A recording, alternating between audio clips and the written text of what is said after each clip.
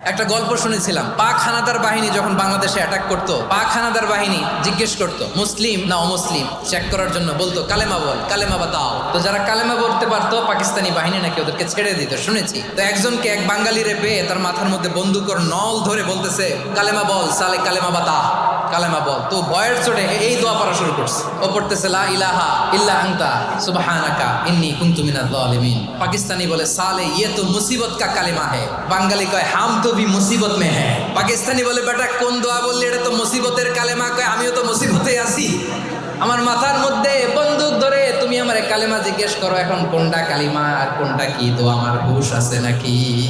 লা ইলাহা ইল্লা আনতা সুবহানাকা ইন্নী কুনতু মিনাজ জালিমিন। বিষ্ণুই বললেন দেয়ালে পিঠ থেকে গেলে, চোখে মুখে অন্ধকার, বাঁচার কোনো উপায় নাই, তখন এই দোয়াটা পড়তে হবে।